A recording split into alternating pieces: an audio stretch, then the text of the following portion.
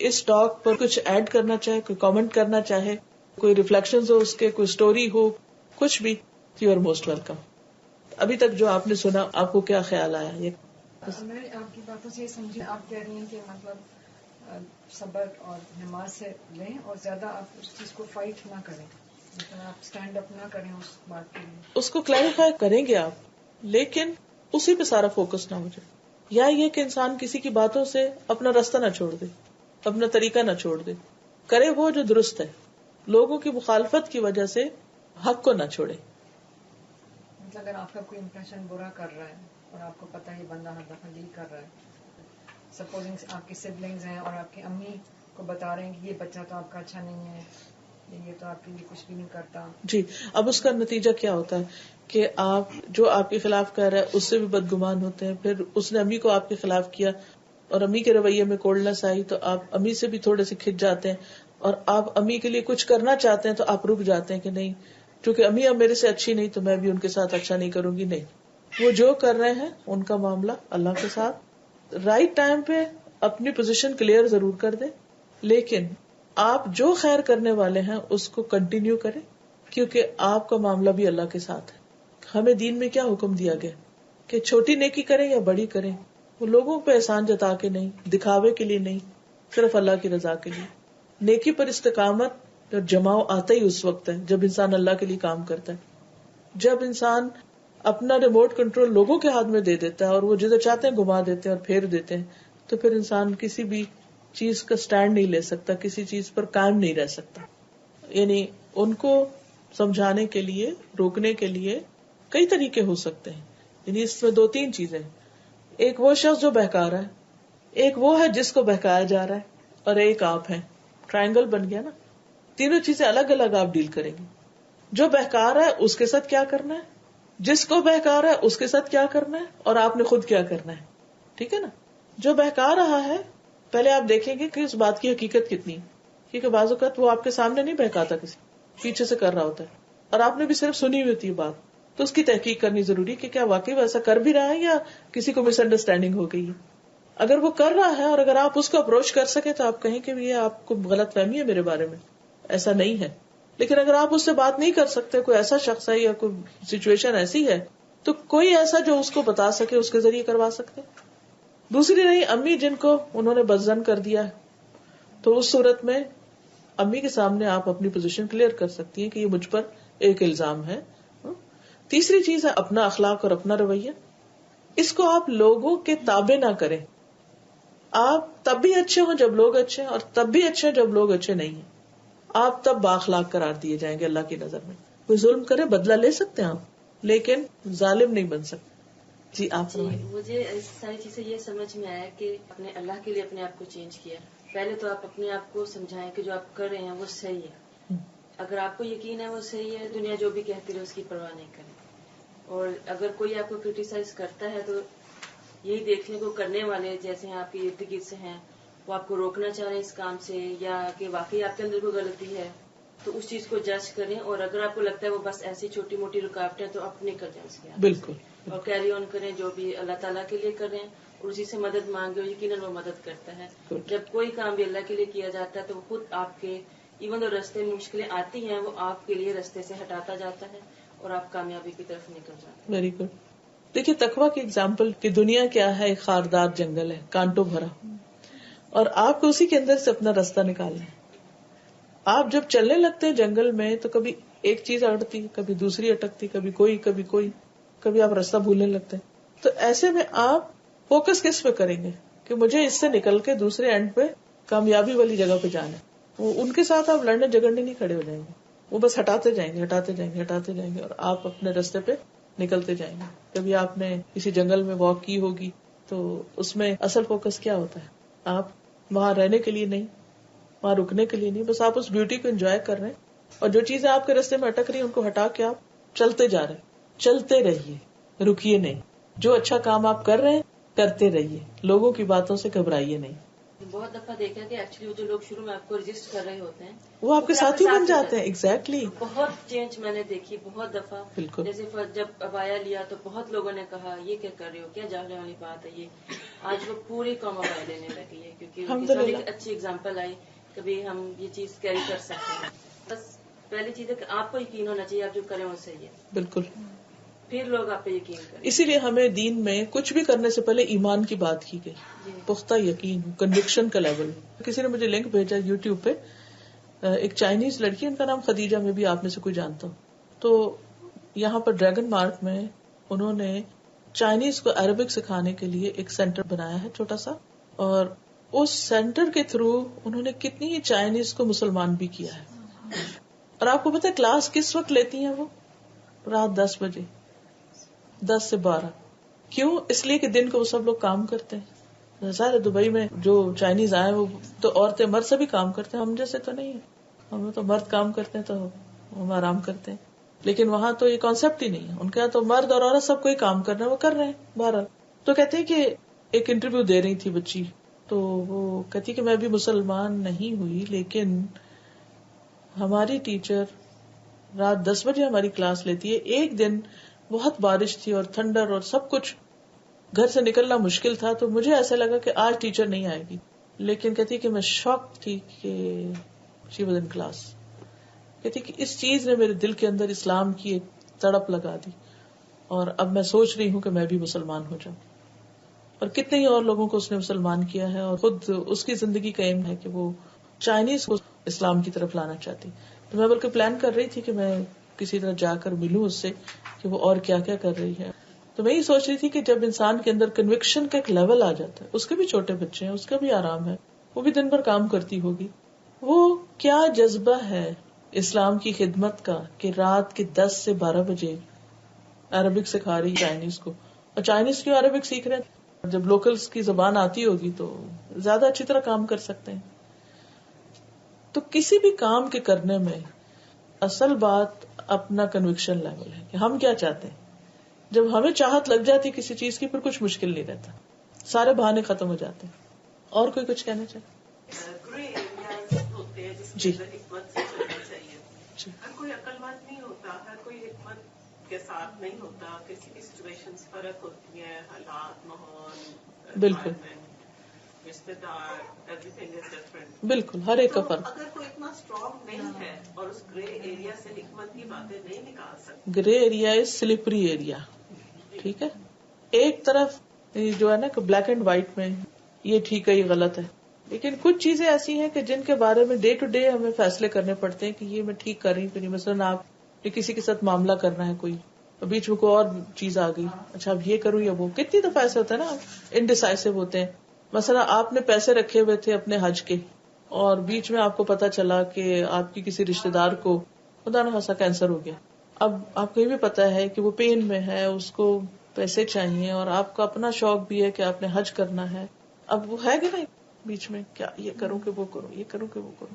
ایسی صورت جب بھی پیش آئے کہ جب دو چیزوں میں فیصلہ نہ ہو پا رہا ہو, یا کچھ چیزوں کی سمجھ نہ آ رہی ہو کہ یہ ٹھیک ہے یا نہیں, تو صرف دین کے معاملے میں نہیں, دنیا کے معاملے میں بھی جب ہم انڈیسائسو ہوتے ہیں تو ہم کیا کرتے ہیں؟ پوچھتے ہیں نا کسی سے. ہمیں پوچھنا چاہیے کہ کیا بہتر ہے اس وقت. پھر ایک سے نہ پوچھ کے تسلی تو دوسرے سے پوچھنا چاہیے.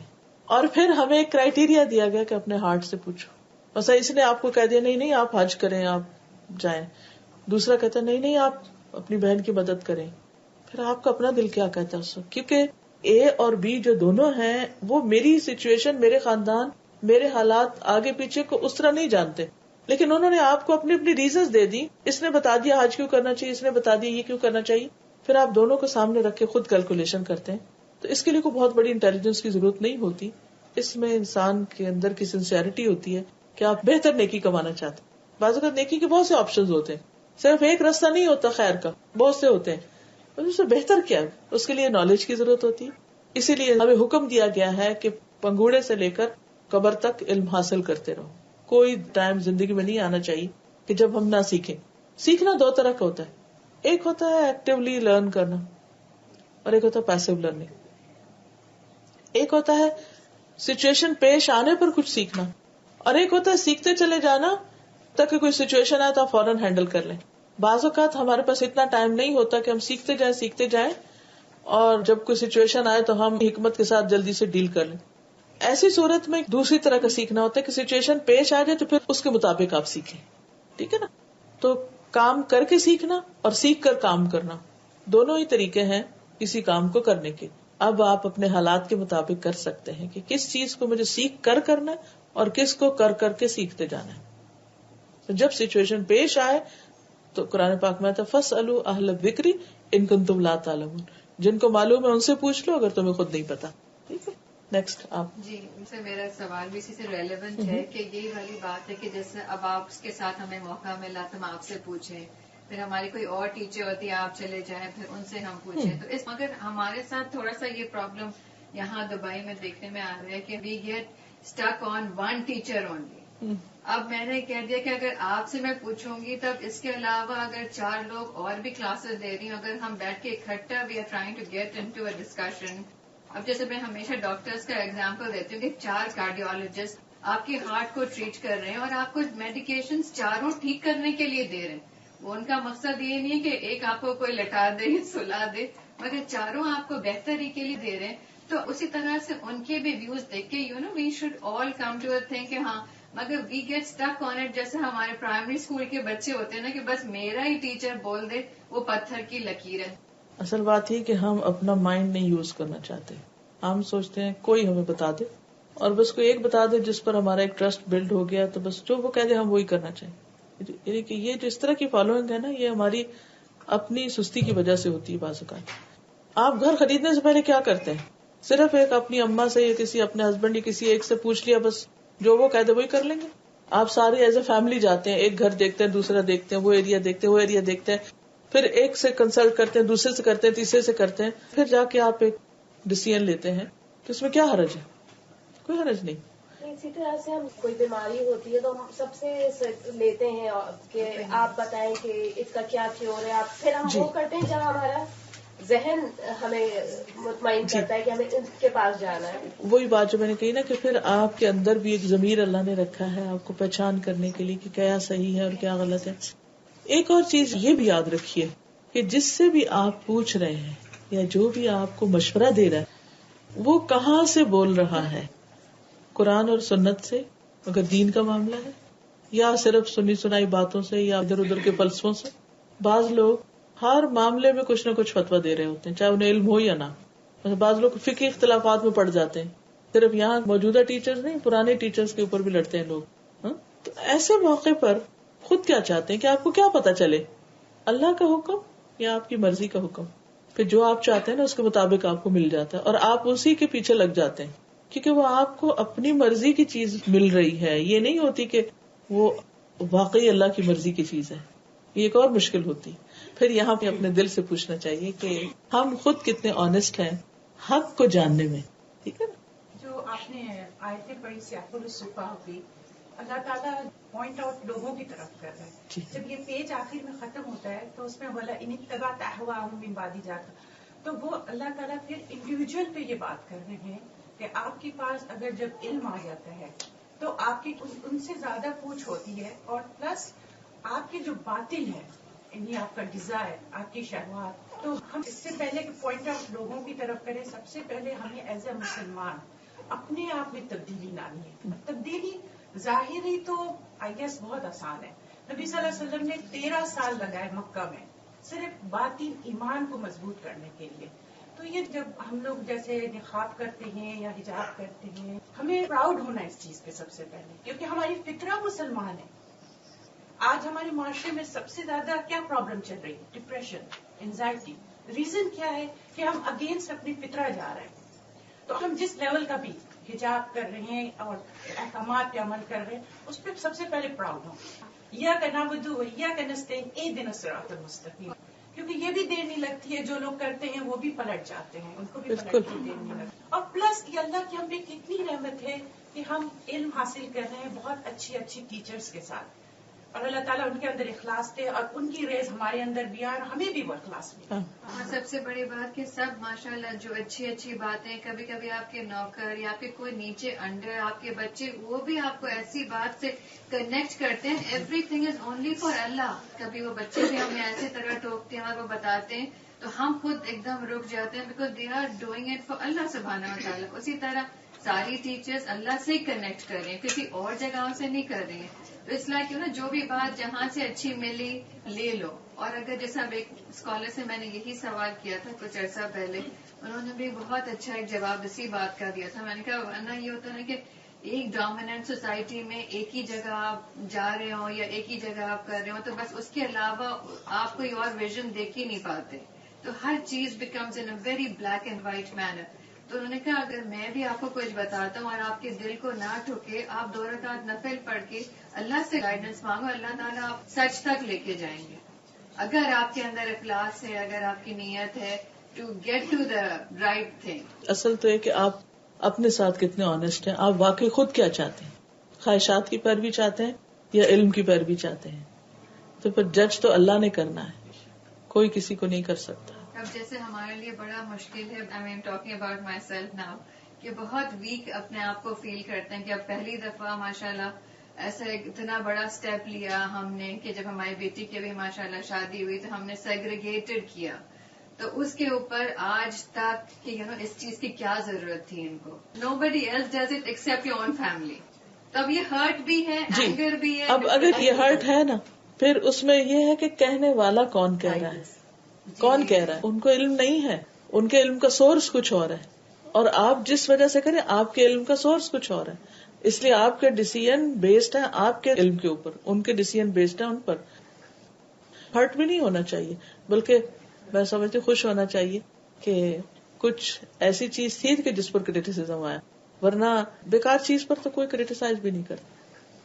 میں پوچھنا چاہتی تھی کہ جیسے ہمارے رشتے دار ہیں، میرے میکے میں ایک رشتے دار ہیں، وہ اکثر ان کے گاؤں میں کہتے ہیں اس کا چھت گر گیا، اس کا یہ ہو گیا تو زکوٰۃ دینی ہے تو دے دیتے ہیں. لیکن مجھے یہ پھر فیل ہوا کہ کئی دفعہ ان کو اگر جس کو ضرورت تھی اگر آپ ڈائریکٹ پہنچا دیں یا کسی اور کے تھرو، جیسے اگر میں نے امی کو کہہ دیا آپ دے آئیں، تو پھر وہ کہتی ہیں نہیں مجھے دینا تھا، میں کرتی، اور یہ لوگ پھر فضول خرچ کر دیتے ہیں. اب ایک بات ایسی آئی کہ ان کے گھر میں جو کام کرتے ہیں بہت ساری لڑکیاں ان کی، تو ان کی شادی کے لیے کہتی ہیں میں ان کے لیے فرنیچر بناؤں گی تو آپ مجھے دیں کہ زکوٰۃ میں سے. تو میرا دل ایسے نہیں مانتا کہ کل کو پھر وہ کوئی احسان والی بات نہ آ جائے. کام والوں کو اکثر لوگ کہتے ہیں نا کہ میں نے تو یہ بھی کیا تھا، اب تم تنخواہ بھی زیادہ مانگ رہے ہو. مطلب یہ اپنے لیے نہیں رکھنا چاہتی ہیں، یہ جینوئن ہے کہ وہ یوز کرتی ہیں. لیکن دیکھیں نا طریقہ اگر درست نہ ہو، کیونکہ زکوٰۃ دینے کا تو یہ طریقہ نہیں ہے. زکوٰۃ تو ایک حق ہے جو دینا چاہیے، اور اس میں ڈائریکٹ اس شخص کو ہی ملنا چاہیے. وہ فضول خرچی کرے یا نہ کرے پھر یہ اس کے اپنے اوپر ہے. تو اگر پھر یہ رشتے دار اگر ہرٹ ہو جائیں کہ پھر مجھ پہ یقین نہیں کیا، اور مطلب نہیں آپ ان کو بتا دیں کہ اگر نہیں دوں تو مجھے لگتا ہے کہ باقی اگر وہاں کسی غریب کی شادی ہو رہی ہے ضرورت ہے. ویسے تو ہوتا ہے نا کہ اگر آپ دے دیں، جیسے آپ نے کسی یتیم کو اسپانسر کیا یہ وہ، تو کسی کو پتہ بھی نہیں چلتا. ٹھیک ہے، اگر آپ وہ دیں پھر یہ کنفیوژن وہ جیسے وہ گرے ایریا والی بات ہوگی، کچھ سمجھ نہیں آتی. نہیں آپ ان کو کیوں دیں، آپ ڈائریکٹ دیں. جس کا ہے وہ فرنیچر بنائے، وہ کھانا لائیں، وہ کچھ کریں، وہ ان کی اپنی مرضی، کیونکہ ان کا حق ہے نا. مثلاً یہ کہ آپ مجھے دے رہی ہیں اور میں کسی کو اپنی مرضی سے بنا کے دے رہی ہوں، اس کو کچھ اور چاہیے یا اس کا دل کچھ اور ہے کرنے کو، تو یہ تو اس کا حق ہے نا، میرا تو نہیں ہے کہ میری مرضی چلے. تو اس لیے ہرٹ تو نہیں ہونا چاہیے. لیکن اگر کوئی اس طرح محسوس کرے بھی تو کوئی حرج نہیں ہے. اصل تو دیکھنے کا اللہ نے حکم کیا دیا. قرآن مجید کے اندر کچھ لاز جیسے ڈسکس ہوئے ہوئے ہیں وہ ڈفرینٹ انٹرپریٹ کرتے ہیں، جیسے طلاق کا ہے، جیسے انہیریٹنس کا ہے، اور زکوٰۃ کا بھی. ایکچولی تو بینکنگ کے اوپر بہت ساری کانٹروورسیز ہیں. I mean, how do you know this is the right thing? مثلاً آپ نے زکوٰۃ کی بات کی ہے تو اس میں تو کوئی کنٹروورسی نہیں.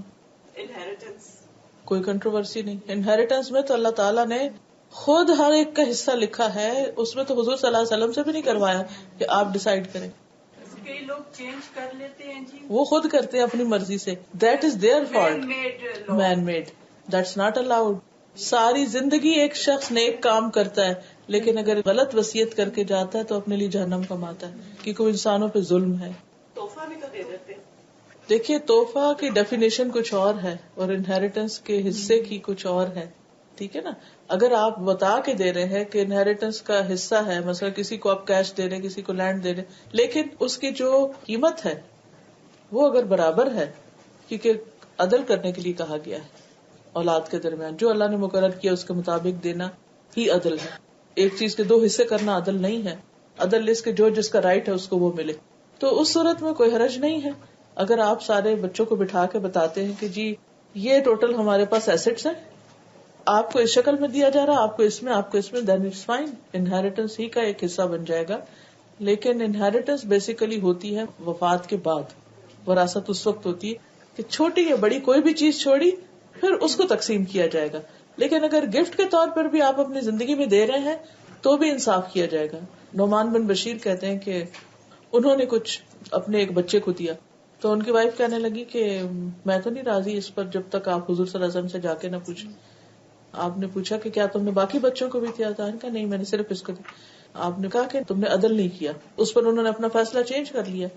تو بات یہ ہے کہ جب ہم کچھ بھی کرنے لگے تو پھر یہ دیکھیں کہ کیا اللہ کا حکم پورا ہو رہا ہے، کیا بندوں کے ساتھ انصاف ہو رہا ہے. جس طرح سے لوگ کہتے ہیں نا کہ اپنی زندگی میں جو بھی آپ کی لینڈ ہے یا کچھ یا جیولری ہوتی ہے، اگر کسی بچے کو آپ کو زیادہ دینی ہے تو آپ اس کو اپنی زندگی میں گفٹ کر دیں، تو یہ کس طرح؟ کیوں زیادہ دینی ہے؟ کیا ریزن؟ میں تو اس فیز میں نہیں ہوں، لیکن جب کسی کا اس طرح سے ہوتا ہے تو وہ کہتے ہیں کہ بھئی آپ کو اگر کوئی چیز ہے، جیولری ہے، مجھے اپنی بیٹی کو دینی ہے زیادہ، تو میں نے اپنی زندگی میں اس کو گفٹ کر دی ہے تاکہ وہ بعد میں ان کو مسئلہ پیدا نہ ہو. دیکھیے، آپ میں سے کئی لوگوں نے بچوں کی شادی کی ہوگی. ہر بچے کی شادی کے وقت حالات مختلف ہوتے ہیں. کبھی آپ کے پاس بہت کچھ ہوتا ہے تو اس شادی پہ آپ بہت کچھ دے دیتے ہیں، دوسری دفعہ آپ کے پاس نہیں اتنا ہوتا تو کم دے دیتے ہیں. وہ ایک سچویشن کے فرق کی وجہ سے فرق آیا. آپ کی انٹینشن میں نہیں تھا کہ آپ اتنا فرق کریں گے. لیکن بڑی بڑی چیزوں میں تو پہلے سے حصے کر کے ماں باپ نے رکھے ہوتے ہیں، یہ اس کا زیور ہے، اس کا، یہ اس کا، وہ ایک طرح سے ایکولی کیا ہوا ہوتا ہے. تو اس صورت میں تو ایک الگ بات ہے. لیکن اگر آپ انٹینشنلی یہ کر رہے ہیں کہ چونکہ یہ بچہ مجھے پسند زیادہ ہے تو اس کو ہی میں سب کچھ دے دوں، تو دس از رانگ. کوئی بچہ بالکل بھی خدمت نہیں کرتا، اس کو کچھ نہیں دیں گے، یہ بھی رانگ ہے. یہ بھی رانگ ہے. انہیریٹنس کے بارے میں پوچھنا، کئی لوگ جو زندگی میں دے دیتے ہیں. دیکھیے، انہیریٹ کا مطلب کیا ہوتا ہے؟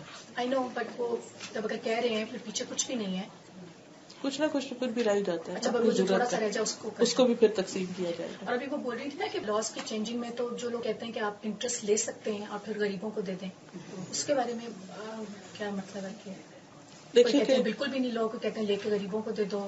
دیکھیے، قرآن کی آپ اگر سورۃ البقرہ کی آیات پڑھے نا، بہت واضح گرے ایریا ہے ہی کوئی نہیں، کیا کرے اور کیا نہ کرے. یہ کہاں سے آ گئی بات؟ یہ پھر لوگ جب بار بار سوال کرتے نا تو لوگ بطور سولوشن بتا دیتے ہیں. اس پیپلز اوپینین. قرآن میں ایسا کچھ نہیں لکھا ہوا. جی آپ پوچھیے. کوئی اولاد اگر زیادہ ضرورت مند ہوتی جی اور کوئی خوشحال ہوتی ہے، اس کو اتنی ضرورت، بالکل صحیح. تو پھر اپنی لائف میں اگر آپ جی، وہ آپ تحفے کے طور پہ نہیں دے رہے، وہ ضرورت پوری کرنے کے لیے آپ دے رہے ہیں، وہ دیٹ از فائن. اور دوسرے بہن بھائیوں کو پتا بھی ہوتا ہے، بلکہ ماں باپ دوسرے بہن بھائیوں کو بھی کہتے ہیں کہ تم اس اپنے بہن بھائی کی مدد کرو، وہ ڈفرنٹ ہے. ایک آپ سے سوال پوچھنا تھا مجھے کہ وہ جو حدیث ہے رسول اللہ صلی اللہ علیہ وسلم کی کہ آپ برائی کو دیکھو تو ہاتھ سے روکو اور اس طرح سے آگے مزید، تو اس کا جو ہے وہ ہم اس کو اپلائی کیسے کریں گے؟ کیا صرف اپنے سرکل آف انفلوئنس میں، اپنی فیملی میں، یا اگر ہم کہیں گئے ہیں اپنے سرکل آف انفلوئنس میں ہی کریں گے جہاں آپ کا بس چلتا ہے. اچھا، اس سے آگے نہیں. ٹھیک. ہر چیز ہر ایک پہ فرض نہیں ہے. جی، یہ بھی ہے. مثلاً جیسے آپ بازار میں گئے ہیں اور آپ کو کوئی ایسے کچھ ایسا آپ کو انپروپریٹ نظر آیا تو آپ کیا کچھ کہیں گے؟ آپ سمجھا سکتے ہیں. جی، ٹھیک ہے، لیکن اتھارٹی آپ کے پاس نہیں کہ آپ اپنے ہاتھ سے وہاں کچھ چینج کر دیں. اگر ایک شخص جو گورنمنٹ کے اندر ہے یا اس کے پاس اتھارٹی ہے تو اس کے اوپر وہ فرض عائد ہوتا ہے، آپ پر نہیں ہوتا. آپ کے اوپر صرف نصیحت کی حد تک ہوتا ہے. زکوٰۃ کے متعلق ایک سوال، اگر آپ کو پتہ ہے کہ ایک فیملی جو پہلے بہت ویل آف تھی اب وہ کرائسس میں ہے اور ضرورت مند ہے، ٹھیک ہے، اور وہ اس وقت قرض مانگ رہے ہیں آپ سے. فار ایگزامپل میرے پاس اتنا نہیں کہ میں قرض دوں، لیکن زکوٰۃ پہ کچھ پیسے پڑے گا میرے پاس، تو وہ میں ان کو بطور قرض دے سکتی ہوں؟ دیکھیے، زکوٰۃ دی جائے گی اس کو جو اس کا مستحق ہوگا. ویسے کوئی شخص قرض مانگتا ہے تو اس کو زکوٰۃ نہیں دی جا سکتی اس وقت تک جب تک یہ ثابت نہ ہو کہ یہ زکوٰۃ کا مستحق ہے. یعنی دو سچویشن ہے، یا کوئی زکوٰۃ کا مستحق ہے یا نہیں ہے. ٹھیک ہے نا؟ مثلاً اے زکوٰۃ کا مستحق ہے تو آپ اس کو زکوٰۃ دیں گی. بھی زکوٰۃ کا مستحق نہیں, آپ اس کو زکوٰۃ نہیں دیں گی اور نہ زکوٰۃ کے پیسے بطور قرض دیں گی, کیونکہ وہ مستحق نہیں. ٹھیک ہے, کیونکہ قرآن مجید میں زکوٰۃ کے مستحقوں کے نام بتا دیے گئے ہیں کہ فقراء کے لیے ہے, مساکین کے لیے ہے. فقیر وہ ہوتا ہے جس کے پاس کچھ بھی نہ ہو, نتھنگ. مسکین وہ ہوتا ہے جس کے پاس ہے کچھ مگر اتنا نہیں کہ اس کی بیسک نیسیسٹیز پوری ہو. تو اب اگر کوئی ایسا مسکین ہے, پہلے بہت کچھ تھا, اس کو بھول جائیے, ماضی کو ہم نہیں دیکھیں گے, ہم دیکھیں گے اس وقت اس کی پوزیشن کیا ہے. مثلا اگر وہ سخت مقروض ہے اور لوگ اس کی عزت کے پیچھے ہیں, اس کی جان کے پیچھے, وہ زکوٰۃ کا مستحق ہو گیا, آپ اس کے اس قرضے کو ادا کرنے کے لیے زکوٰۃ کا مال دے سکتے ہیں, تو وہ مستحق میں آ گیا پھر. لیکن اگر اس کے پاس سب کچھ ہے زندگی کی اور چیزیں, مگر وہ ایک اور کاروبار کرنے کے لیے کوئی زکوٰۃ اس کو قرضے کے طور پہ نہیں دی جا سکتی. جیسے آج کل یہاں پہ بہت سے لوگ جو یہاں رہتے ہیں, مسافر بھی ہیں, یہاں کرائسس میں رہتے ہیں, جاب چلی جاتی ہے, گھر چلا جاتا ہے, بچوں کے اسکول چلے جاتے ہیں, کچھ بھی نہیں ہوتا, نئے سر سے اسٹینڈ لینے کے لیے انہیں وہ اتنے ذمہ دار ہوتے ہیں کہ وہ مانگ نہیں سکتے. مساکین میں آ گئے, پھر ان کی مدد کرتے اس طریقے سے کہ ان کی عزت نفس بھی نہ جائے, انہیں نہ لگے وہ زکوٰۃ دے رہے. ٹھیک ہے, لیکن آپ ان کی مدد کرتے ہو کہ چلو اگر کچھ ٹائم کے لیے وہ پیسہ یوز ہو جائے ان کے, اور بعد میں وہ واپس کر بھی دیتے ہیں 4-6 مہینے کے بعد, تو آپ وہ ایز اے زکوٰۃ پھر جہاں بنتا ہے وہاں دے دیں. لیکن آپ کی زکوٰۃ اگر ڈیو ہو چکی ہے تو اس صورت میں آپ کو فوراً ادا کر دینی چاہیے, سسپینڈ نہیں کرنا چاہیے. ایک سوال ہے میرا, یہ جو زکوٰۃ مستحق و مسکین کے لیے جو ہے, اس کی مجھے تھوڑی یہ انڈرسٹینڈنگ تھی کہ اس کا حق پہلے اس جگہ ہے جہاں آپ کما رہے ہیں, جس شہر میں. جی ہاں, یہ صحیح ہے؟ صحیح. اچھا. اور دوسرا میں نے آپ سے یہ سوال کرنا تھا کہ جیسے کچھ لوگ ہیں جن کی شادیاں ہوتی ہیں بیٹیوں کی, اور وہ مانگتے ہیں فرام زکوٰۃ, اور ہم یہ کہتے ہیں کہ نہیں, کیونکہ بیٹیوں کی شادی پہ خرچ ہمارے اسلام میں ایسا کچھ کلچر ہے نہیں کہ آپ ان کو جہیز دیں, تو ان کو منع کرنا صحیح ہے یا غلط ہے؟ مطلب یہ صحیح ان کو دینا چاہیے ہمیں کہ ان کی بیٹیوں کی شادی. دیکھیے, آپ شادی کے لیے زکوٰۃ نہیں دیں گے, آپ دیں گے کہ وہ مستحق ہے یا نہیں. ہمیشہ ایک کرائیٹیریا رکھیے. یہ اسپینڈنگ کے جو خانے ہیں نا کہ کہاں کہاں اسپینڈ کرنا ہے, یہ زکوٰۃ لینے والے کی پھر اپنی مرضی ہے کہ وہ اس سے کھانا خریدتا ہے یا کپڑا خریدتا ہے یا کوئی جگہ خریدتا ہے, وہ کیا کرتا ہے. آپ کی بات صحیح ہے, لیکن کچھ لوگ اسپیسیفکلی کہتے ہیں کہ ہم شادی افورڈ نہیں کر سکتے, اس کے لیے ہمیں زکوٰۃ چاہیے. وہ میں پوچھ رہی تھی, اگر مطلب وہ ڈے ٹو ڈے تو they are surviving, but when it comes to marriage they need money, اس کی بات کر رہی ہوں. دیکھیے, اسلام میں تو شادی کے لیے اسراف کی گنجائش نہیں ہے, ٹھیک ہے نا, تو اسراف کے کام کے لیے تو زکوٰۃ نہیں دی جا سکتی نا. پھر اصل میں یہی یاد رکھیے, زکوٰۃ پرسن کے لیے ہوتی ہے, کیا وہ مستحق ہے یا نہیں. ٹھیک ہے, اگر وہ ہے تو آپ دے دیجئے, وہ جو مرضی کرے پھر اس سے. انہیریٹنس میں متعلق سوال ہے. جیسے ایک حدیث میں نے پڑھی کہ مسلم فرماتے ہیں کہ وصیت بنا کے رکھو, وصیت ہونی چاہیے آپ کی.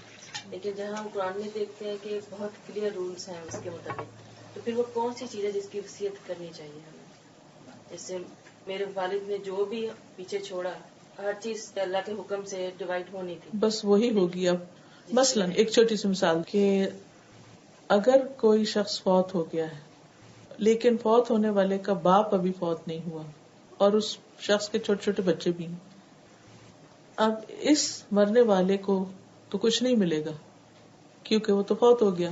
میت کے لیے تو انہیریٹنس نہیں ہوتی. تو جب دادا فوت ہوں گے تو پوتے کے لیے کچھ نہیں ملے گا اس کو. اب اس صورت میں دادا وصیت کر سکتے ہیں کہ میری فلاں بچہ جو فوت ہو گیا ہے, اتنا پیسہ اس کے بچوں کو دے دیا جائے, یا یہ لینڈ اس کے بچوں کو میرے بعد میں دے دی جائے, کیونکہ اگر وہ بچہ زندہ ہوتا تو وہ اپنا حصہ لیتا. اب وہ فوت ہو چکا ہے, حصہ تو نہیں جا سکتا اس کے بچوں کو. اب یہاں وصیت کی جائے گی, لیکن یہ وصیت پورے مال کے 1/3 میں ہی کی جا سکتی ہے, اس سے زیادہ نہیں. ٹھیک ہے, یہ ایک سچویشن ہو سکتی ہے. اس کے علاوہ وصیت میں جیسے صدقہ جاریہ کا کوئی کام ہے کہ انہیریٹنس تقسیم ہونے سے پہلے میرے مال کا اتنا حصہ فلاں جگہ پر لگا دیا جائے نیکی کے کام میں, وہ ہو سکتی ہے. آپ کچھ کہتے ہیں؟ میرا سوال تھوڑا ڈفرینٹ ہے. It's nothing to do with the حقs of the laws.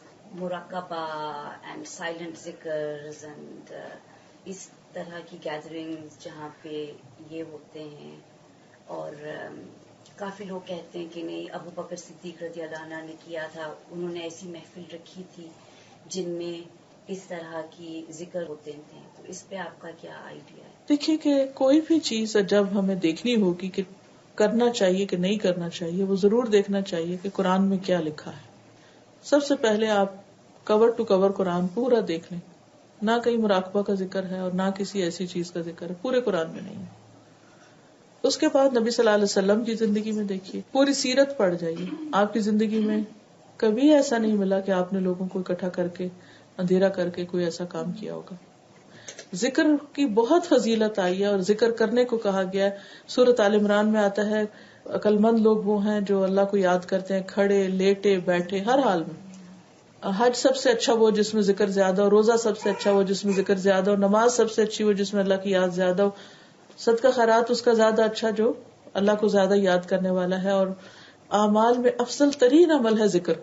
اگر آپ سورۃ البقرہ پڑھیں تو اس میں آتا ہے کہ وَاذْكُرُوهُ كَمَا هَدَاكُمْ، اس کو اس طرح یاد کرو جیسے اس نے تمہاری رہنمائی کی ہے، یعنی جو اس نے طریقہ بتایا اس کے مطابق کرو.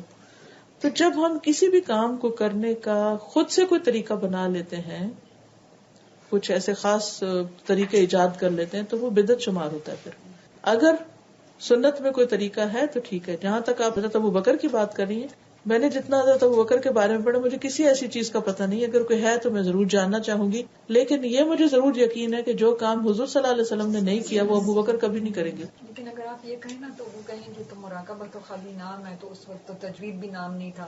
اب تجوید ہم نے نام رکھ لیا ہے کیونکہ اس کی ضرورت ہے. تو مراقبہ مطلب ہوتا تھا لیکن یہ نام نہیں تھا. کیسے ہوتا تھا میں جاننا چاہوں گی. دیکھیے مجھے کسی سے بھی کوئی باعث نہیں ہے، کوئی بھی کر رہا، چاہے میری والدہ بھی کچھ کریں، میں ضرور دیکھوں گی کہ کیا اس کے دین میں کوئی روٹس ہے یا نہیں. ٹھیک ہے، اب مسئلہ نام رکھا یا نہیں رکھا، میں صرف ایکشن پوچھ رہی ہوں کہ وہ کس نام سے وہ ایکشن تھا. تجوید نام ٹھیک ہے نہیں تھا لیکن کام تو تھا نا. لوگ قرآن تو پڑھتے تھے نا، اور حکم بھی دیا گیا وہ ہم میں سے نہیں جو قرآن کو اچھی طرح نہ پڑھے، غنا سے نہ پڑھے. تو میں صرف یہ جاننا چاہتی ہوں کہ جس اسپیسیفک طریقے سے ہم یہ سب کام کرتے ہیں وہ طریقہ کیا ایز اٹ از وہاں تھا.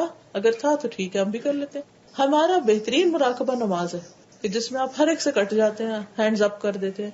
اور کیا حکم دیا، قد افلح المؤمنون الذین هم فی صلاتهم خاشعون. جتنا مراقبہ کرنا نماز کی حالت میں کرو. ذکر بھی کر رہے ہو، بول بھی نہیں پا رہے، بولنا بھی نہیں کسی سے، کھانا بھی نہیں، کچھ نہیں کرنا، پوری کنسنٹریشن کرو. جو شخص دن میں 5 بار مراقبہ کرتا ہے اس کو الگ سے ایک اور کرنے کی ضرورت نہیں رہتی. ٹھیک ہے، لوگ کہتے ہیں نا کہ گروپ میں جو ذکر ہوتا ہے ٹھیک ہے، وہ اینجلز ہوتے ہیں. بالکل. مثلاً ہم نے ابھی کیا کیا، اللہ کا ذکر کیا نا، دینی کی بات کی، یہ بھی اللہ کے نام کی مجلس ہے. تو اس میں صحابہ مسجد میں بیٹھتے تھے، اپنا اپنا پڑھتے تھے، ذکر کے حلقے ہوتے تھے سب. لیکن کیا اس طریقے پر وہ سب کچھ تھا؟ مثلاً خالی ورڈ اللہ، یعنی پوری پوری کتابیں ہیں حدیث کی جس میں ذکر کے الفاظ بتائے گئے کہ صبح کیا پڑھو، شام کو کیا پڑھو، نماز میں کیا پڑھو، واش روم جاتے ہوئے کیا پڑھو، باہر نکل کے کیا پڑھو، کھانا کھاتے ہوئے کیا پڑھو، پہلے کیا پڑھو، بعد میں. اتنی ڈیٹیلز ہیں، آپ حیران ہوگے. میں کبھی دعاؤں کا چیپٹر پڑھتی ہوں تو مجھے اتنی حیرانی ہوتی ہے کہ اتنی مصروف زندگی میں نبی صلی اللہ علیہ وسلم نے اتنا کچھ کیسے کیا. لیکن ان میں کہیں بھی خالی لفظ اللہ کا ذکر کا کوئی حکم نہیں ملتا. ٹھیک ہے، ہم اپنے دل میں پکارتے ہیں یا اللہ اللہ ایسے کہہ سکتے، لیکن اس کو کنٹینیوسلی اتنا کرتے کرتے کرتے پھر ایک خاص سٹائل پہ کرنا، پھر اس سے خاص چیزوں کو آگے آگے آگے بالکل ایک اور راستے پہ چل پڑتے ہیں، پھر وہ راستے سے ہٹ جاتے ہیں. ایک بات اس میں ایڈ کرنا چاہتی ہوں کہ آپ کے لیکچر کے دوران آپ نے ایک دفعہ کہا تھا کہ یہ نہ کہا کریں کہ مجھے قرآن پڑھ کے بہت مزہ آتا ہے. قرآن مزے کے لیے نہیں ہوتا، قرآن سبق سیکھنے، عبرت حاصل کرنے کے لیے ہوتا ہے. تو اس طرح کے مراقبے سے ریلیٹڈ جو اس وقت میرے دل میں بات آئی وہ آپ سے شیئر کروں گی کہ مجھے ایسا لگتا ہے کہ ایک طرف چار نماز بچھا کر پوری پوری رات عبادت کر لینا وہ انسان کو زیادہ آسان کام لگتا ہے نسبتاً علم حاصل کر کے اور ڈیلنگز اور افیئرس کو دین کے مطابق چلانا. اسی لیے عالم جو ہے وہ عابد پر بھاری ہے. مراقبہ بھی شاید اپنی ایسی ڈیزائر آپ کہہ لیں جس کو آپ فالو کرتے ہیں، جو آپ کٹ کے دنیا سے اپنے آپ کو اس چیز سے جوڑ کے رکھنا چاہتے ہیں. میں تو سمجھتی ہوں وہ فرائض ہی پورے کر لینا جو ہم پر عائد ہوتے ہیں، وہ بھی پراپر طریقے سے. ایک صرف نماز کو اگر آپ پراپر طریقے سے کریں نا، صحیح وضو کریں، صحیح وقت کی پابندی کریں اور پورا سمجھ کے اس کو خشوع سے پڑھیں، یہ بھی ایک جہاد ہے. اسلام میں دنیا سے کٹ تو لکھا ہی نہیں کہیں. کٹنے کو تو یہی تو مشکل کام ہے. کٹنا آسان ہے. پھر کرسچن ہے ان میں ہے دنیا سے نانز ہیں وہ دنیا سے کٹ. دیکھیے کٹنا پھر آسان ہو جاتا ہے کہ آپ ایک طرف ہو گیا. یہ تو مشکل کام نہیں ہے تو آسان ہے. یہ زیادہ مشکل ہے کہ آپ دنیا میں رہتے ہوئے پھر آپ دین پر قائم رہیں کہ آپ اتنے مصروف ہیں کام میں, اتنے میں آپ کو کال آ جاتی بھی آئیے نماز, آپ سب چھوڑ کے آپ چلیں. اب آپ نہیں چھوڑتے تو پھر وہ زیادہ بڑا امتحان ہے, اور دن میں کئی بار. جی میں جی پوچھنا چاہوں گی کہ داڑھی رکھنا سنت ہے کہ واجب ہے؟ ایکچولی میرے پاس جتنا نالج ہے نا, میں ان ٹرمز میں بات نہیں کرتی ہوتی عام طور پر کہ یہ واجب ہے, یہ حرام ہے, یہ مکروہ ہے, یہ کیونکہ میں اپنے آپ کو مفتی نہیں کہتی, علم کی سیکھنے والی ہوں. میں صرف اتنا جانتی ہوں کہ سارے پیغمبروں نے داڑھی رکھی, نبی صلی اللہ علیہ وسلم نے اس کا حکم دیا کہ رکھو. اب جہاں آپ کا حکم آ جائے تو پھر کیا کرنا چاہیے؟ عمل بھی تھا, حکم بھی تھا, چوائس تو کوئی نہیں. اب اس کو واجب کہیں, فرض کہیں, نفل کہیں, سنت کہیں, کیا کہیں کیا نہیں کہیں, یہ مجھے نہیں پتا. میں صرف یہ جانتی ہوں کہ آپ نے کیا بھی اور آپ نے کہا بھی. That's it. جی آپ. میں انٹرسٹ کے بارے میں پوچھنا چاہ رہی تھی. جی انٹرسٹ میں جیسے آپ بینک سے ڈیل کرتے ہیں جی تو اس میں انٹرسٹ لیتے بھی ہیں, مطلب دیتے ہیں زیادہ تر, تو بینک ڈپازٹس کے اگینسٹ میں آپ یوز کرتے ہیں, تو وہ دیکھیے ایک پورا سسٹم ہے نا. جب آپ ایک سسٹم کو سپورٹ کرتے ہیں تو آپ اس کا پارٹ ہیں, لیں یا دیں آپ اس کا پارٹ ہیں. دونوں چیزوں سے روکا گیا ہے. وداؤٹ بینکنگ بزنس بھی کرنا بہت مشکل ہوتا ہے, تو اس حساب سے کتنا صحیح ہے کہ آپ بزنس میں بینک کو یوز کرنا. دیکھیے میں تو یہ سوچتی ہوں کہ کوئی وجہ ہے نا کہ روکا گیا, منع کیا گیا, اور اس کے نتائج اور نقصان جو پیچھے ہوئے ہیں وہ بھی سب کو پتا ہے. تو ایک ایسی چیز کو ہم نے ایکسپٹ کر لیا نا جو ٹھیک ہے نہیں. اب میں ان سچویشنز کو نہیں سمجھتی, نہ میں نے کبھی ان ایشوز سے ڈیل کیا کیونکہ میرا علم اس میں محدود ہے. لیکن اتنا مجھے پتا ہے کہ جس چیز کو اللہ نے غلط کہا ہے وہ غلط ہے, اور اس کا آلٹرنیٹ بھی ہوگا. آخر جب تک یہ بینک نہیں بنے تھے تو کیسے کام چلتا تھا؟ کیا بزنس نہیں ہوتے تھے دنیا میں؟ ہوتے تھے نا. جی لیکن ابھی جو اسلامک بینکنگ شروع ہو گئی ہے ان کا بھی بیسک کانسیپٹ تو وہی ہے. کانسیپٹ تو وہی, میں کہتی ہوں کہ اس کو آپ نام رکھ لیں کچھ بھی, کانسیپٹ تو وہی ہے, طریقہ موسٹلی ملتا جلتا ہے. اسی لیے میں نے پہلے معذرت کر لی کہ اس پر میرا علم نہیں ہے, اور مجھے اس میں کہنے میں کوئی شرم اور حیا نہیں کہ میرا علم نہیں ہے. لیکن میں اتنا ضرور جانتی ہوں کہ انٹرسٹ حرام ہے, اور جس چیز کو اللہ نے حرام کہا ہے اس کو میں حرام سمجھتی ہوں, اس کا لینا اور دینا بھی حرام سمجھتی ہوں. اور میں یہ بھی سمجھتی ہوں کہ جب بینک نہیں تھے تب بھی دنیا کا نظام چل رہا تھا, تو کیا مجبوری ہے کہ اسی سسٹم کو لے کے چلا جائے؟ اتنے سارے مسلم دماغ ہیں, کوئی آلٹرنیٹ کیوں نہیں سوچتے کہ ہم ایک حرام سے نکل سکیں؟ کیونکہ اس کی جو حرمت ہے وہ اتنی بڑی ہے اور اتنی ڈرا دینے والی ہے کہ قرآن میں اللہ تعالیٰ فرماتے ہیں کہ وہ اللہ رسول سے جنگ کے لیے تیار ہو جائیں. تو اتنی ہمت کس میں ہے, اتنی جرت کس میں ہے؟ اگر کسی کو واقعی شوق لگے تو وہ ضرور کوئی آلٹرنیٹ سوچے. وہ آلٹرنیٹ نہیں ہے میرے خیال میں, وہ آلٹرنیٹ نہیں ہے, وہ اسی کا ایک ریپلیکا ہی ہے, کلر بدل دیا. جی جی. ایک تو یہ میں پوچھنا چاہتی تھی کہ یہ جو ویل کا کہتے ہیں کہ ویل ہر ایک مسلمان کو بنا کے ایوری سنگل ڈے رکھنی چاہیے تاکہ کسی بھی دن, تو میرا اپنا سوچنے کا انداز یہ تھا کہ جب شرعی طور سے ہر چیز ہونی چاہیے تو ہماری اپنے ول کی کوئی ضرورت ہوتی ہے, بیکاز ہر آدمی کو ہوتا ہے کہ ہر مسلمان کو ایک اس کی ول ہمیشہ تیار رہنی. دیکھیے کچھ نہ کچھ ایسے ایریاز ہوتے ہیں کہ جن میں آپ کی کچھ فکر ہوتی ہے, کچھ آپ کو پریشانی ہوتی ہے کہ میرے جانے کے بعد میرے فلاں بچے کا کیا ہوگا, یا فلاں, ضروری نہیں وہ مال سے متعلق ہو. ول صرف مال کی نہیں ہوتی, وصیت اور چیزوں میں بھی ہوتی. مثلا میں چاہوں گی کہ میرے بعد میرے مرنے پر کوئی غیر اسلامی کام نہ کیا جائے, کوئی بدعت نہ کی جائے, جبکہ مجھے پتا ہے کہ میرے گھرانے میں یا میرے آس پاس لوگ کر سکتے ہیں, تو میں لکھ کر جاؤں گی میں جس ملک میں مروں مجھے ادھر ہی دفن کیا جائے. فار ایگزامپل میرا جنازے میں یہ کام نہ ہو, مجھے اس طریقے پر غسل دے. اسی طرح مثلا پہلے ہی پارے میں آپ دیکھیں کہ حضرت یعقوب علیہ السلام جب فوت ہو رہے تھے, ام کنتم شہداء اذ حضر یعقوب الموت اذ قال لبنیہ ما تعبدون من بعدی قالوا نعبد الہک و الہ آبائک, و آخر تک آئے. ہمیں اپنے بچوں کو وصیت کر کے جانا چاہیے کہ میرے بچوں دیکھو میں دنیا سے چلی جاؤں تو تم اس دین پہ قائم رہنا, فلاں کے ساتھ حسن سلوک کرنا, یہ حرام کام نہیں کرنا، فلاں نہیں کرنا. یہ سب چیزیں بھی اس کا حصہ ہیں. مثلاً ہم کچھ چیزوں کے بارے میں ہمیشہ فکر مند رہتے ہیں کہ پتہ نہیں اس کا کیا ہوگا، تو آپ لکھ چھوڑیں کہ آپ اس کی بھلائی کے لیے کیا سوچتے ہیں. یہ بھی بل کا حصہ ہے. ٹھیک، مجھے نہیں پتا تھا انسٹرکشن بھی دے سکتے ہیں. جی انسٹرکشن بالکل، یہ بھی اس کا حصہ ہے. جی اسی طرح جیسے وینٹیلیٹر پہ رکھنا یا نہیں، کوئی قرضہ دینا ہے کسی کا، کوئی اچھا پروجیکٹ آپ شروع کرنا چاہ رہے ہیں اور آپ بیمار ہو گئے اچانک، تو آپ لکھ دیں کہ میرا یہ نیت تھی تو میرے بعد میرے بچے یہ کام کریں، یا کچھ بھی وٹ ایور جو آپ کے دل میں. ایک سوال ہے الگ سے. میں آرتھرائٹس کی مریض ہوں، تو مجھے ڈاکٹر نے ایڈوائز کیا کہ میں وزن کم کرنے کے لیے یوگا کروں. ٹھیک، بہت دفعہ جم میں نہیں کر سکتی. اوکے. دیکھتی ہوں ان کے جو اسٹیپس ہیں وہ سارے ہندو ورشپس کے اوپر نام ہے ان کے، آسن ہے، سوریا نسار، پتہ نہیں کیا کا نام لیتے ہیں. مجھے لگتا ہے جیسے میں بجائے یوگا کے کوئی ہندو عبادت مندر میں جا کے بیٹھی ہوں. جی نہیں مانتا.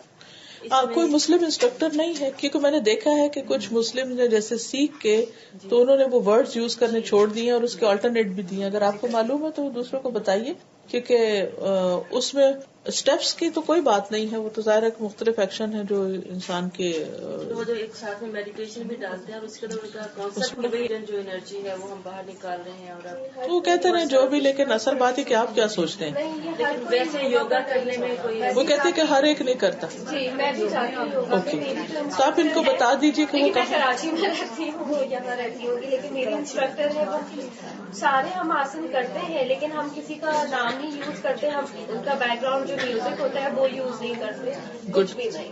ٹھیک ہے. آپ نے 20 تراویحوں والا جواب نہیں دیا.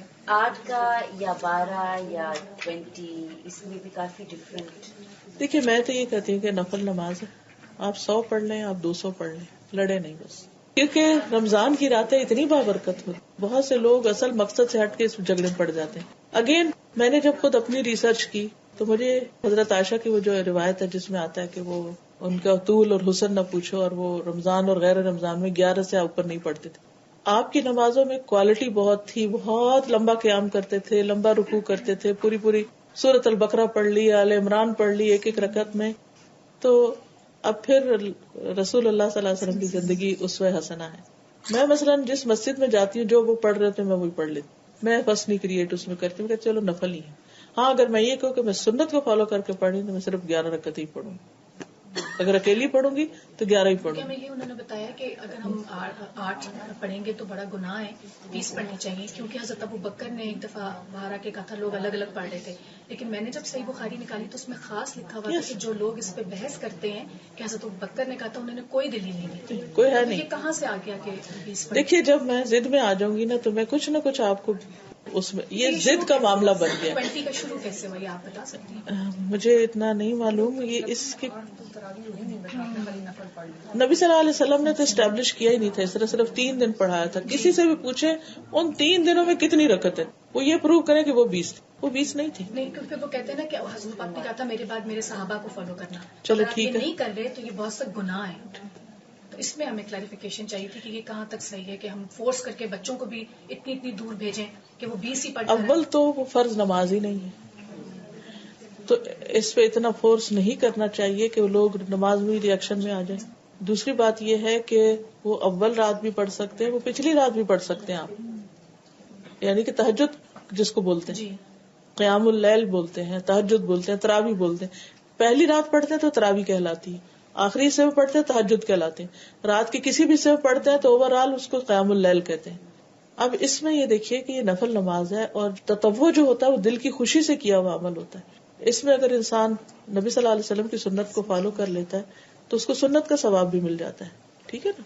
اس کے بعد اگر کوئی اس کی تعداد میں زیادہ پڑھنا چاہے تو عام طور پہ نہیں موقع ملتا، پڑھی جا رہی ہے تو کیوں فارغ بیٹھے، کیوں پیچھے نکلے، ہم اور پڑھ لیتے ہیں. نفل تو آپ جتنے مرضی پڑھیں، اس پہ تو کوئی پابندی نہیں کہ آپ اتنے پڑھیں. اور اس میں بھی آپ دیکھیں یہ جو 20 کی بات ہے نا، بعض ائمہ نے 36 بھی کہا ہے، تو پھر اگر آپ نے بعد والوں کو فالو کرنا ہے تو آپ کبھی 36 بھی پڑھا کریں. تو اٹس یور چوائس. میرا دوسرا کوشچن یہ شاید آنسر ہو جاتا ہے جب آپ کوالٹی کی بات کریں. مجھے بڑی یہ کشمکش رہتی ہے کہ میں جب اگر ایکسٹرا عبادت کروں نفل، تو کبھی جیسے روزانہ قرآن پڑھنا ہے تو اگر میں پھر کوئی صورت حفظ کر رہی ہوں تو وہ رہ جائے گا، پھر مجھے ہوگا کہ اتنے دنوں سے قرآن جیسے. دیکھیے وہ تو اتنا آسان حل ہے، جو آپ نے حفظ کیا وہ آپ اس میں پڑھیں. تو آپ یہ کہہ کے اپنے دل کو لمبی نماز پڑھائیں کہ یہ تو موقع مل رہا ہے روز کے حفظ کی دہرائی کا. ایک دن آپ حفظ کر لیں, ایک دن لمبی نماز پڑھ لیں, اس طرح بھی کر سکتی ہیں اگر آپ سمجھتی ہیں کہ دونوں کام ایک دن نہیں کر سکتے. تہجد کی بھی فضیلت ہے, تہجد فجر کے بعد اشراق تک ذکر کرنے کی فضیلت ہے, لیکن اگر دونوں میں سے آپ ایک ہی کر سکتے ہیں زیادہ تو نہیں چلے تو تہجد کر لیں. تہجد زیادہ تو ہے نا تھوڑی سی کہ کچھ زیادہ بہتر ہے. میں سوچتی ہوں کہ اتنی ورائٹی دین میں کیوں دی گئی. یہ کنفیوژن کے لیے نہیں دی گئی, یہ ہر ایک کے حالات فرق ہوتے ہیں. اب جس نے جاب پہ جانا ہے ہو سکتا ہے وہ اشراق نہ پڑھ سکے, لیکن وہ تہجد تو پڑھ سکتا ہے. کوئی ارلی اٹھ رہا ہے, کسی کے لیے تہجد مشکل ہے کیونکہ رات کو ڈیوٹی دیر سے ختم ہوئی ہے, صبح نہیں اٹھ سکتا, لیکن پھر آفٹرنون میں ڈیوٹی پہ جاتا ہے تو اس کے پاس صبح کا حصہ ہے, وہ کر لے. یعنی ضروری نہیں کہ جتنے بھی نوافل بتائے گئے ہیں وہ سارے کے سارے کریں, آپ اپنے حساب سے ان کو ایڈجسٹ کر سکتے ہیں. یہاں سے ایک سوال آیا ہے کہ وہ مہر دینا پڑتا ہے واپس اگر کھلا لے لڑکی؟ جی دینا پڑتا, یا اس کے علاوہ بھی کوئی گفٹ ہو تو وہ بھی دینا پڑتا ہے. آپ سے تصویر کا پوچھنا چاہتی ہیں پڑھنے کے بارے میں, ہونا سب نہیں پڑھنا چاہیے نہیں پڑھنا. دیکھیے میں آپ کو ریفرنس بتا دیتی ہوں جہاں صلاۃ التسبیح کا لکھا ہوا ہے کہ پڑھی جا سکتی.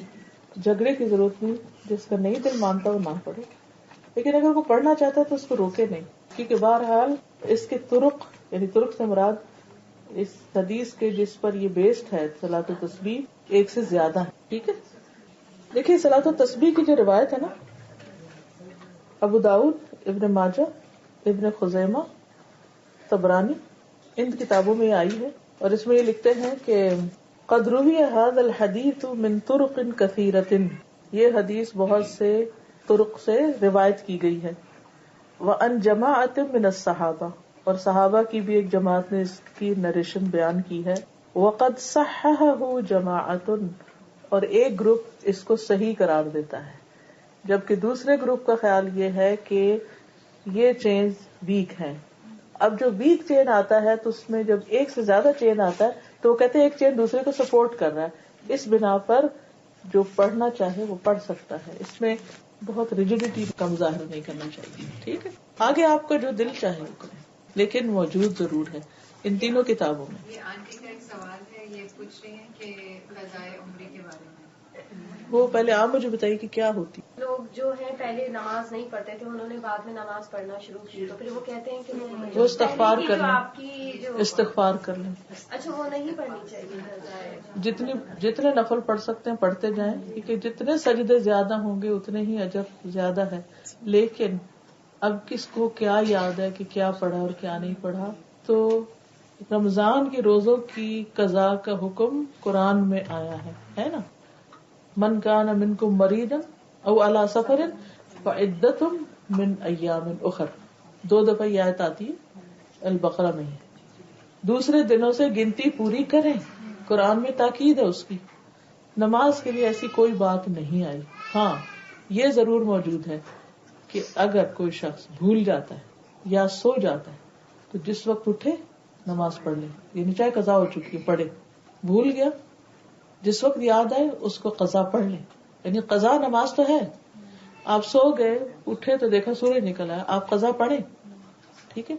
اب ایک وہ نمازیں جو غفلت میں گزری, کوئی حساب کتاب نہیں, کچھ نہیں. اگر یہ کہا جائے کہ سب کی گنتی پوری کرے تو پہلے تو یہ بتائے گنتی کرے گا کون ان کی, اندازہ ہی ہے نا. آپ کی مطلب بعد میں زندگی آپ اپنی وہ ہر ٹائم کے ساتھ اس کی جیسے فجر کی, دیکھیے اتنی اگر آپ لوگوں کو پابندی ڈالیں گے تو ٹائم کی بھی جائے گی. جب اللہ نے حکم نہیں دیا کہ ایسا کرے, اس پہ استغفار کرے, کیونکہ نماز کا چھوڑنا بہت بڑا جرم ہے. اگر یہ راستہ کھول دیا جائے تو ہر کوئی اپنی کنوینئنس سے آج نہیں پڑھ رہا اور کل اس کو پچھلے سے ملا کے پڑھ رہا ہے. اگین آپ کا اپنا ڈیسیژن ہے, آپ کے پاس ہمت ہے تو آپ پڑھتے رہیں جتنی پڑھ سکتے ہیں, لیکن اس پر اس طرح کے الفاظ نہیں ملتے جیسے روزے وغیرہ کے بارے میں ملتے ہیں. ٹھیک ہے. اور اکثر جیسے فجر کی نماز لوگوں کی میں سو جاتی ہے اور پھر وہ کہتے ہیں کہ چلو اب اٹھیں جب, لیکن یہ اگر ہم اسی طرح سے اگر اپنی ہر نماز قضا کرتے رہیں تو پھر ہم تو فجر کے لیے اٹھیں گے ہی نہیں نا. کیوں نہ اٹھیں, جس کو احساس ہوگا کہ نہیں, جیسے میں اٹھتی ہوں, لیکن اکثر ہوتا ہے نا کہ ہم کہتے ہیں کہ چلو اب آپ سو گئے تو ہم صبح. دیکھیے اگر ہم نے کسی سفر پہ جانا ہو, مثلاً آپ نے دبئی آنا تھا اور فلائٹ اگر آپ کی فجر کے وقت تھی تو آپ اٹھیں گے نہیں اٹھیں, تو نماز اس سے کم ہے ہمیں. لیکن کبھی کبھار ہر انسان کے اوپر کوئی ایسی وجہ آ جاتی ہے, کیونکہ انسان ہے نا, لیکن یہ عادت یا روٹین نہیں ہونی چاہیے یا فریکوینٹلی نہیں ہو. 2 نمازیں اگر آپ ٹریولنگ میں ہوتے ہیں وہ ساتھ پڑھ سکتے ہیں؟ اگر جیسے ظہر کے وقت آپ نے اثر پڑھ لیا، آپ کہیں جا رہے ہیں تو اس طرح سے کر سکتے ہیں؟ مطلب کبھی آپ ٹریولنگ میں ہوتے ہیں اور آپ کا ہے کہ آپ اثر کی نماز مس ہو جائے گی تو آپ ظہر کے ساتھ اثر اگر پڑھ سکتے اپنے ہیں؟ گھر پہ ہے تو نہیں کر سکتے. اگر آپ مسافر ہیں تو جمع کر سکتے ہیں. جمع کر سکتے ہیں. مسافر کتنے دن کے لیے ہوتے ہیں؟ اس میں اختلاف ہے. 4 دن کا بھی بتایا جاتا ہے، 15 کا بھی کہتے ہیں، 19 کا بھی، کیونکہ نبی صلی اللہ علیہ وسلم نے حج کے موقع پر جو قصر کی تھی وہ 19 دن کی تھی. کیونکہ اختلاف ہوتا وہاں ہے جب کوئی کلیئر ورڈ پیچھے سے نہیں آتا، پھر دیکھا جاتا ہے کہ کس نے کس موقع پہ کیا کیا. تو اس وجہ سے اس میں بعض نے یہ کہا کہ انسان ایک جگہ مقیم ہوتا ہے، باقی جہاں بھی جائے مسافر ہوتا ہے اگر کسی اور کام سے گیا. اس میں اختلاف. آپ کوئی بھی کسی کا بھی ورڈ لے سکتے ہیں کیونکہ اس میں کوئی ایک خاص ہے نہیں نا، تو پھر گناہ نہیں ملے گا. پھر آپ اپنے پھر دل سے پوچھے کہ آپ یہاں سفر پہ ہیں کس پہ ہیں. یا نہیں، سپوز اگر میں کہیں جا رہی ہوں، مجھے نہیں پتا میں نے کب آیا، مہینہ بھی رہ ہاں سکتی تو آپ ڈاما ڈول کیفیت ہے تو پھر پڑھ سکتے ہیں قصر. لیکن وہ انہوں نے پھر بتایا کہ آپ اگر ایزی وے آؤٹ لیں گے تو آپ کو خود پتا ہے کہ آپ یہ گناہ کر رہے ہیں، تو you should not take an easy way out. اصل بات ہے اللہ کی عبادت، اطاعت. نہ ایزی ہے نہ ڈیفیکلٹ. کیا آپ کو مطلب ہے کہ اللہ تعالیٰ جو ہمیں نماز کے لیے کہتے ہیں یہ ہمیں مشکل میں ڈالنے کے لیے کہتے ہیں یا مشکل میں پڑ جائیں؟ اللہ تعالیٰ قرآن پاک میں فرماتے ہیں طٰہٰ مَا أَنزَلْنَا عَلَيْكَ الْقُرْآنَ لِتَشْقَىٰ. ہم نے قرآن آپ پہ اس لیے نہیں نازل کیا کہ آپ مشقت میں پڑھیں. اللہ تعالیٰ میں مشقت میں ڈال کے خوش نہیں ہوتے. اس لیے یہ نہیں ہے کہ اگر کسی جگہ کوئی سہولت مل گئی یا رخصت مل گئی تو وہاں ہم وہ لے رہے ہیں تو جرم کر رہے ہیں. حدیث میں آتا ہے کہ اللہ کی رخصت کو لینا بھی اتنا ہی اللہ کو پسند ہے جتنا اس کے مشکل حکم کو لینا. جی پوچھیں. جیسے میں یہاں رہتی ہوں لیکن پاکستان میں بھی گھر ہے، لیکن میں 1 ہفتے کے لیے گئی ہوں، اس گھر میں رہ رہی ہوں. آپ قصر پڑھ سکتے ہیں. میں کر سکتی جی کیونکہ اب مقیم یہاں ہے آپ. ٹھیک ہے، کیونکہ وہاں آپ کسی کام سے ہی جائیں گے نا، جی. تو آپ کو رخصت ہے، تو رخصت سے فائدہ. آبجیکٹ کرتے ہیں جی آپ کا اپنا گھر ہے. دیکھیے پھر وہی بات، آج کا تو لیکچر یہی تھا کہ جب لوگ آبجیکٹ کریں، کلیئر ہے نا کہ لوگوں کے آبجیکشن کو نہیں دیکھنا. میں پڑھتی رہی، میں نہیں بیٹھ کے چلو کلیئر کر لوں. ہاں جی بالکل ٹھیک ہے. اپنے دل کو ضرور دیکھیں کہ آپ ٹھیک کر رہے ہیں کہ نہیں.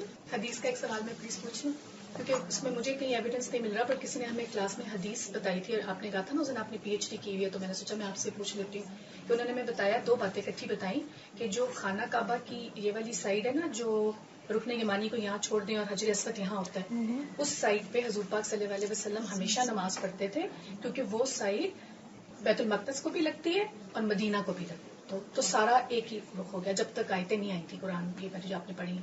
ایک بات. دوسرا انہوں نے کہا کہ اس سائٹ پر ہر وقت 70,000 فرشتے آمین کرتے رہتے ہیں، تو اس لیے وہیں نماز پڑھو. اور تو باقی لوگ کو کیا ہوگا جو میں پہلی دفعہ سن رہی ہوں، مجھے معلوم نہیں اس کا. سبحانک اللہم و بحمدک نشہد ان لا الہ الا انت نستغفرک و نتوب الیک.